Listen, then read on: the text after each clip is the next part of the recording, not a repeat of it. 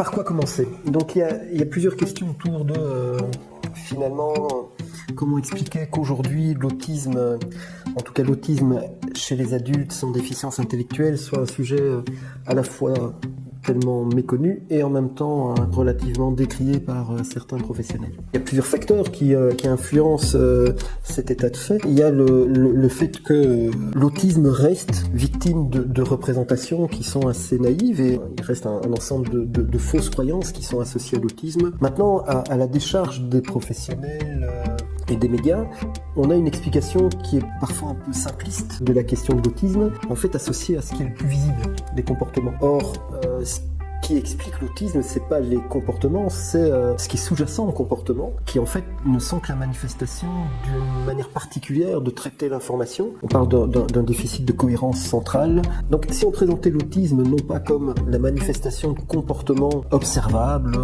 mais comme une manière particulière de traiter les informations de l'environnement, les choses seraient peut-être mieux comprises par au moins les professionnels. Pourquoi le diagnostic est important ?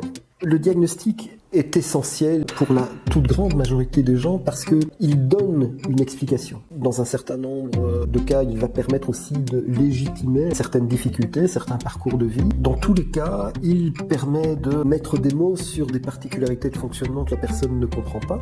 Et puis alors, dans l'idéal, et ça c'est un des enjeux essentiels du diagnostic, c'est que finalement, il amène plus de réponses à cette question un peu de qui je suis, vraiment des questions identitaires. La majorité des personnes que j'accompagne sont des personnes qui se sentent différentes. Et là, elles ont une explication qui leur permet aussi de mieux comprendre toutes les stratégies qu'elles ont développées pour être un peu comme les autres, qui peuvent être des stratégies aussi délétères parce que nécessitant beaucoup d'énergie et ayant un effet pervers sur finalement qui je suis.